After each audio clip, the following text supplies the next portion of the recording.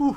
It's that time again, people. I'm the TheSofaSoldier, part of 4Gamers vs. the World, and we've got another big review. It's been a crazy couple of months with Halo, Battlefront, oh god, absolutely everything dropping. Fallout. How can we forget Fallout? Which kind of explains the delay on this video. Yeah, I kind of got sucked into the Fallout black hole. For those that don't know, I, the TheSofaSoldier, absolutely loved the Fallout games. I crushed them, I destroyed them, I did everything on free in New Vegas. And yeah, I'm currently in the process of being sucked into the black hole of Fallout 4 and the Commonwealth, but I did manage to finish Rise of the Tomb Raider, ready for a review, before I actually started Fallout 4, and got everything together, formed my opinion, and yeah, I had a few technical difficulties with this review anyway, just losing footage, that kind of jazz, but fuck it, we'll do it live, as Bill O'Reilly would say. Yeah, so Rise of the Tomb Raider, big Xbox One exclusive, of course, a bit of a controversy. Really, it's a good move for Microsoft. It could have blown up in their faces if this game was a load of shit and really didn't improve on the last one, which wasn't shit, but at the same time, it could have been better. But thankfully that's not the case. Crystal Dynamics have done a hell of a job really cementing Lara Croft as a unique character, kind of taking it away from the Naughty Dog style Uncharted clone, very linear, scripted kind of thing. Whilst it's still a heavily scripted story, it's delivered very well, the characters are different, the world's unique, it's a lot more open. It has a feeling of a very different game, so don't worry if you're listening to this and you're a PS4 owner and you're thinking of picking it up when it comes to PlayStation next Christmas, with the Game of the Year edition, no doubt. Definitely don't think twice about it. It's an amazing game, and you'll get an even better deal than I did picking it up on launch day. So Crystal Dynamics have successfully built on a solid game previously, and they've managed to open up many new possibilities with this game for the expansion of the Tomb Raider franchise, which is nice. They really build on Lara as a character and just take everything that was great about the last one, fix what was bad, and kind of expand it. It's a jack of all trades, but really a master of none. However, there's no flaws or niggles that are massive enough to really drag it down, which is what I like so much. The environments are huge, detailed, really varied. The lighting and the weather effects are absolutely gorgeous. It's just a stunning game to look at. It's really good. It's up there with the very best of stuff on the Xbox One and the PS4. And I can't wait to see how this runs on PC.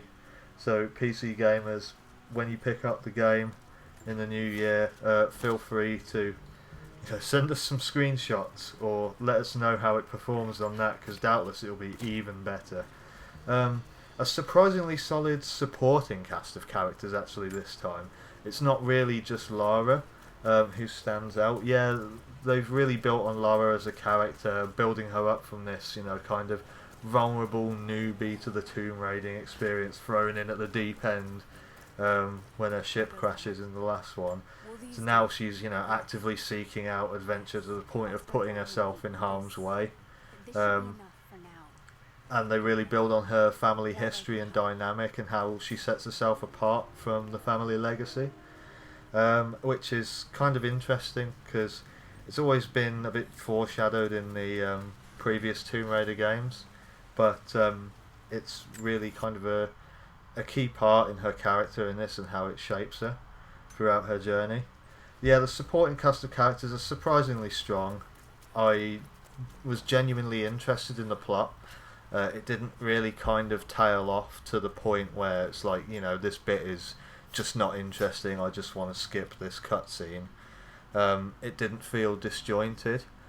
I felt compelled to kind of feel for the characters and see the story through. Obviously, I took a bit of time to go and explore the world and do collectibles and stuff like that.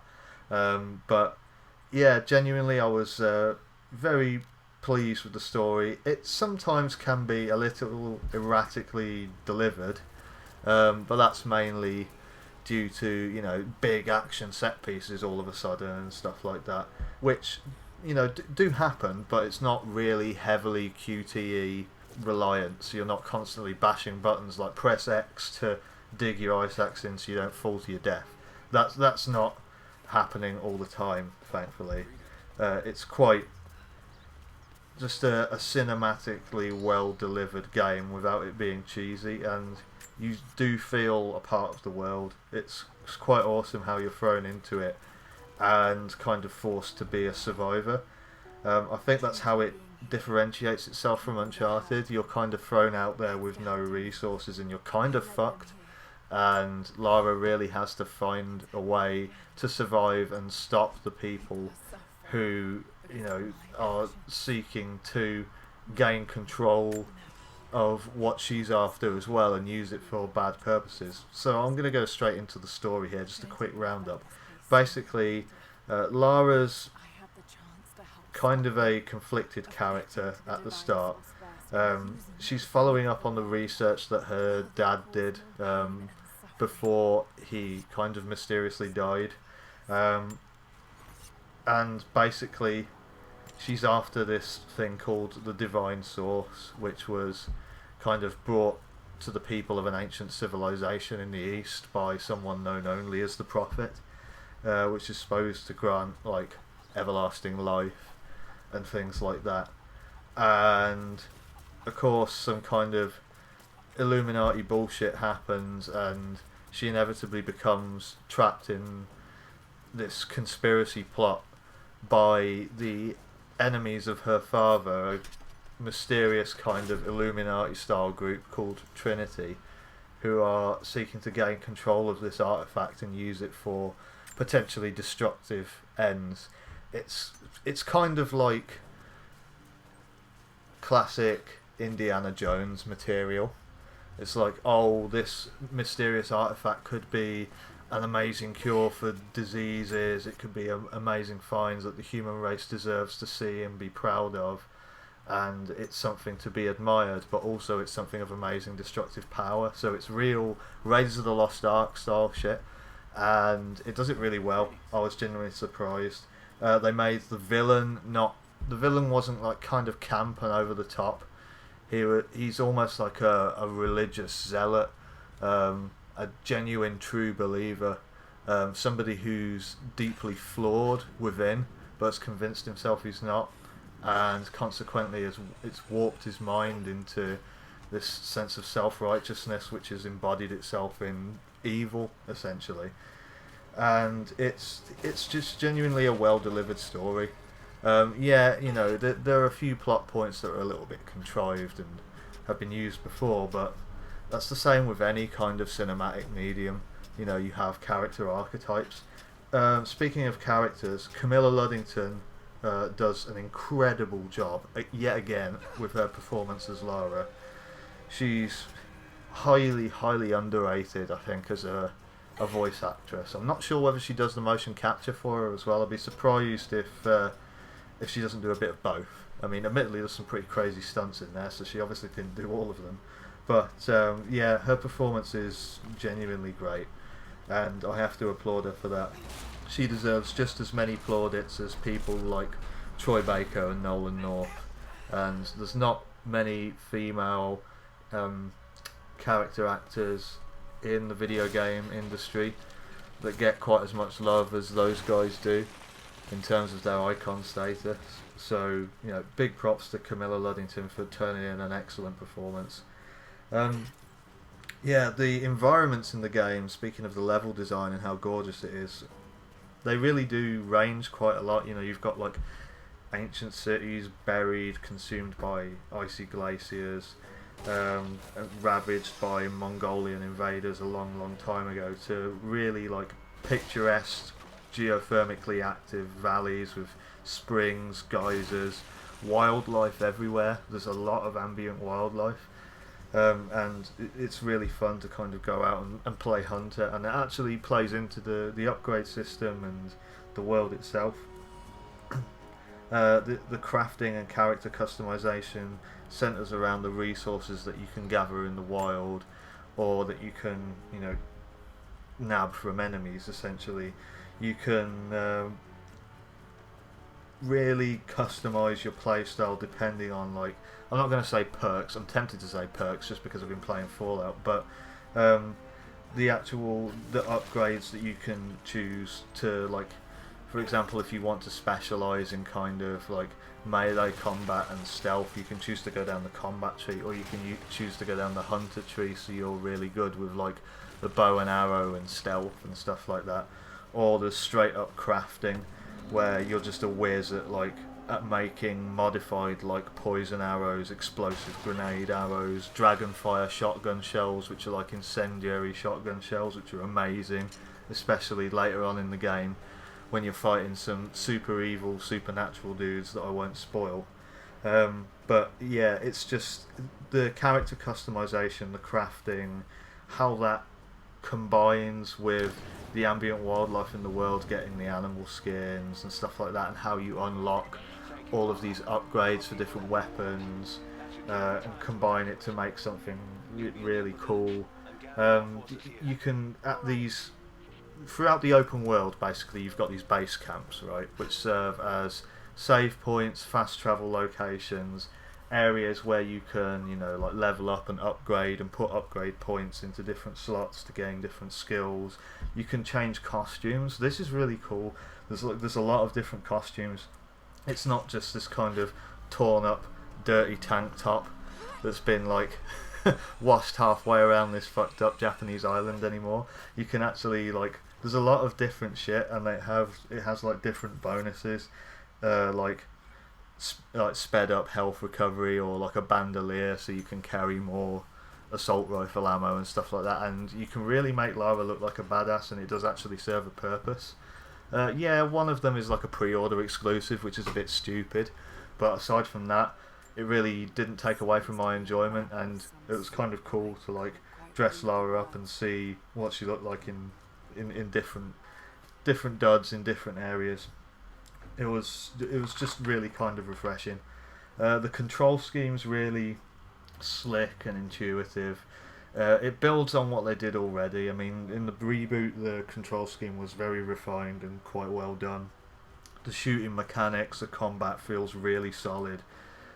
Just challenging enough to kind of present you with a few problems if you're playing on a harder difficulty, and force you to use the environment, which is something that you can really do. The combat's very fun and varied. Like I said, there's multiple different types of arrows and ammo you can use. You can get upgraded bows where you can shoot multiple arrows at once. Learn ancient techniques so you can quick fire arrows and like disable enemies. You can create bombs from sabotaged enemy radios, molotovs from bottles, or you can just pick up the bottle and straight up use it as a melee weapon, which is fucking brutal. I completely forgot how brutal these new Tomb Raider games are. Literally, if you go up and like stealth assassinate someone with a bottle, it's like full on. Lara goes full on bloody Agent 47 on the fucker. She like smashes it over his head and then stabs him like 6 times in the throat with this massive fuck off broken bottle. It's pretty brutal, man. Yeah, you can create smoke grenades out of like old gunpowder that you find in mines, and like tin cans and like and sparks and shit like that. Like, so you can. It's kind of like a guerrilla warfare style shit. The combat. It's very on the fly, and it changes depending on the area you're in. There's a lot of environmental destruction that you can do to kind of mess with enemies. You can turn the wildlife against them as well, I found, completely by accident, which is kind of cool. Exploration's really actively encouraged through the optional tombs, of which there's 9 big optional tombs, and when I mean big, they're pretty big, and they're much better than last time. They're not just like straight up super simple, you know, move this over here, pick that up, weigh this counterbalance switch down and open the door, go through, get your treasure.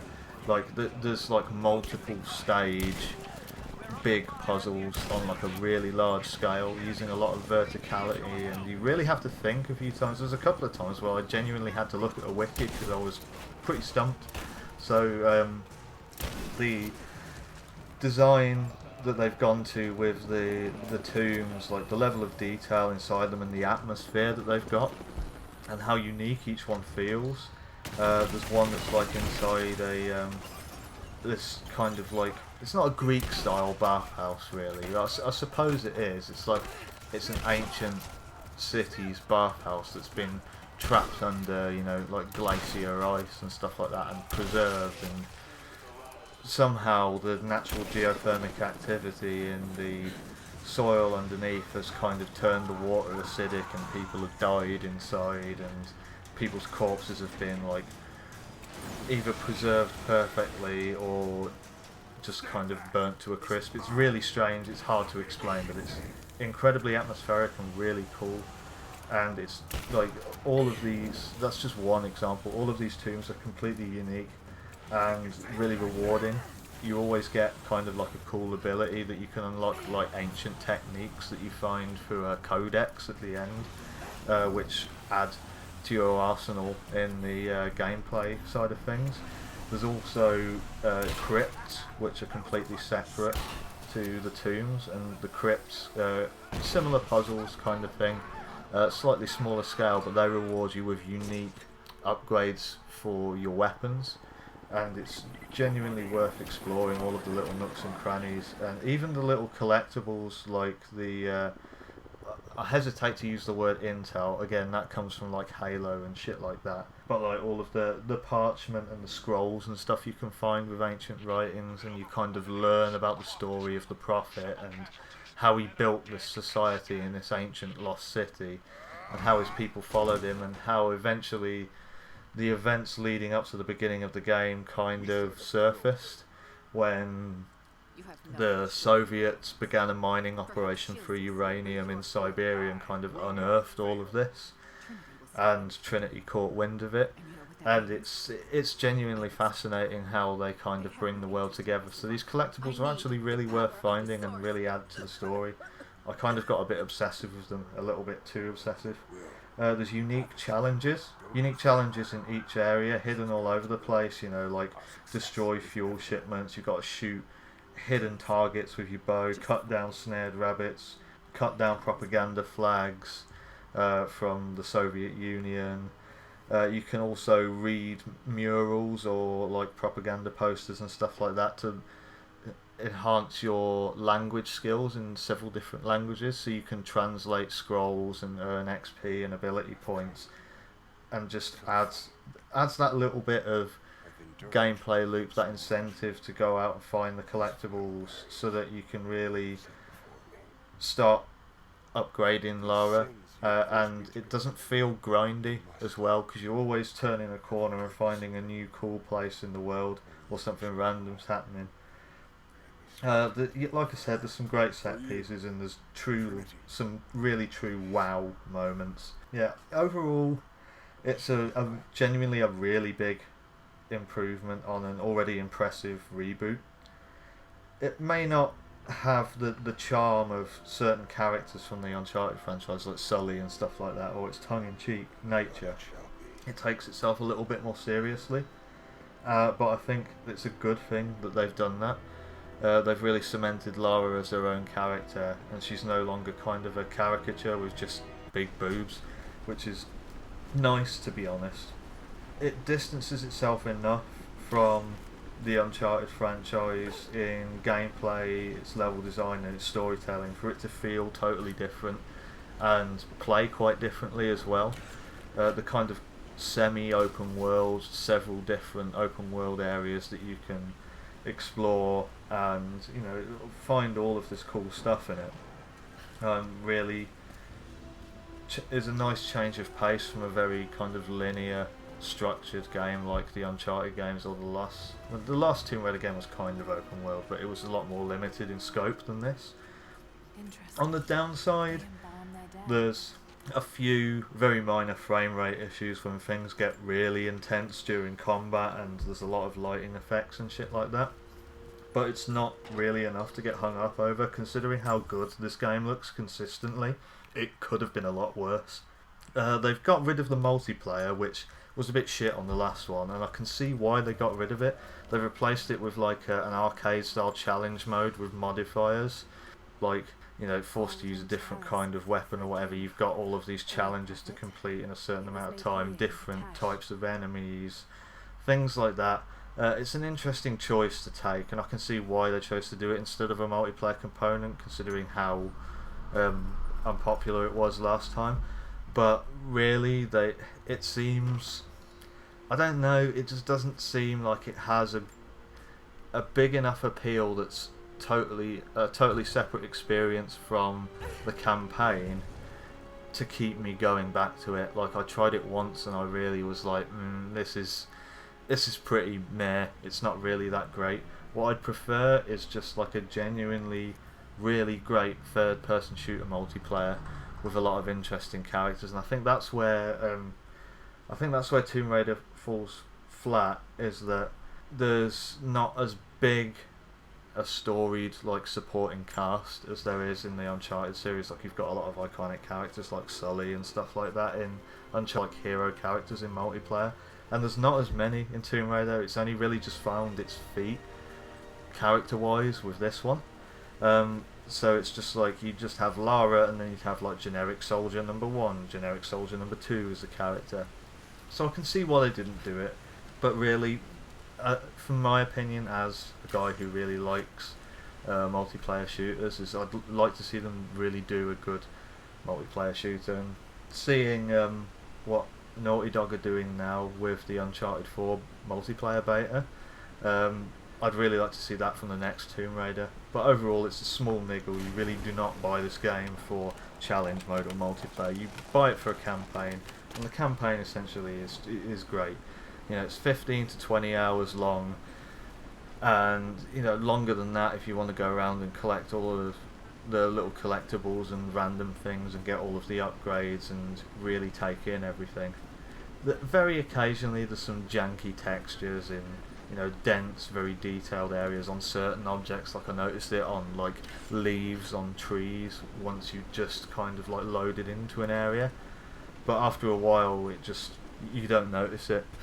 Like, it just fades away or it renders up, and it's not like really hugely noticeable. I only noticed it in a couple of areas, but when you consider the size and of the areas and the freedom you've got to explore them, and the fact that there's not a lot of loading times in this game for a game as big as it is, and they're certainly not like huge kind of like beard growing length fucking loading times like Fallout 4. Considering everything, like, there's no real problem with stuff like that. I genuinely had a great time playing it. The presentation's awesome, the narrative's really interesting, it's a blast to play, it feels really good, and it's genuinely a thrilling experience. Overall, can't recommend it enough.